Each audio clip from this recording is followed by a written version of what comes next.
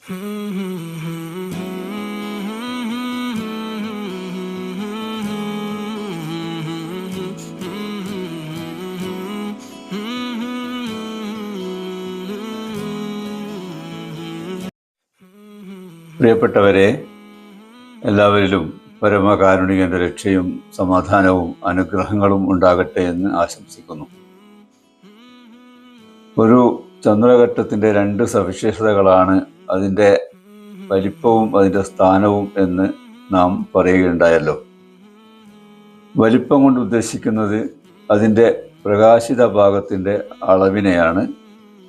അത് 0 മുതൽ 100 വരെ ശതമാനമായിട്ടാണ് പ്രസ്താവിക്കുന്നത്.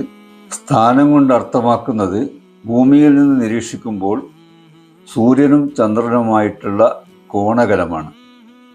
അത് പ്രസ്താവിക്കുന്നത് 0 ഡിഗ്രി മുതൽ 360 ഡിഗ്രി വരെ ആയിട്ടാണ്. നമുക്ക് ഒരു മാസം ആദ്യം നാം കാണുന്ന ചന്ദ്രഘട്ടം എപ്പോഴാണ്, എവിടെയാണ്, എങ്ങനെയാണ് കാണുക എന്ന് നോക്കാം.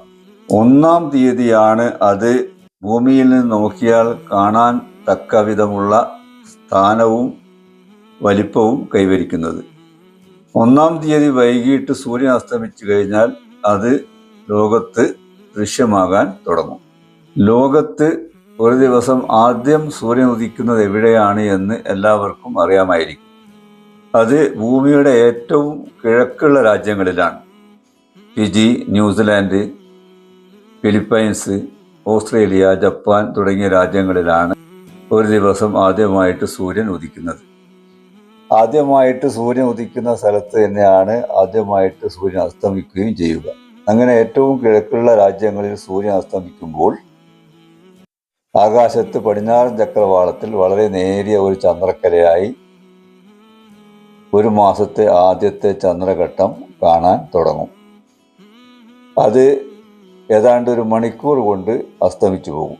ശേഷം അന്ന് സൂര്യാസ്തമയം നടക്കുന്ന ഇന്ത്യ ഉൾപ്പെടെയുള്ള രാജ്യങ്ങളിലും പിന്നീട് അന്നത്തെ സൂര്യാസ്തമയം നടക്കുന്ന ഗൾഫ് നാടുകളിലും പിന്നീട് സൂര്യാസ്തമയം നടക്കുന്ന യൂറോപ്പിലും പിന്നെ സൂര്യൻ അസ്തമിക്കുന്ന അമേരിക്കയിലും അവസാനം അന്നത്തെ സൂര്യാസ്തമയം നടക്കുന്ന ഏറ്റവും പടിഞ്ഞാറും സൂര്യൻ അസ്തമിച്ചു കഴിഞ്ഞാൽ 1-ാം ചന്ദ്രഘട്ടം ദൃശ്യമാകുന്നതാണ്. ഏറ്റവും പടിഞ്ഞാറ് ചന്ദ്രൻ അസ്തമിക്കുന്നതോടുകൂടി 1-ാം ചന്ദ്രഘട്ടം അവസാനിക്കുന്നതാണ്.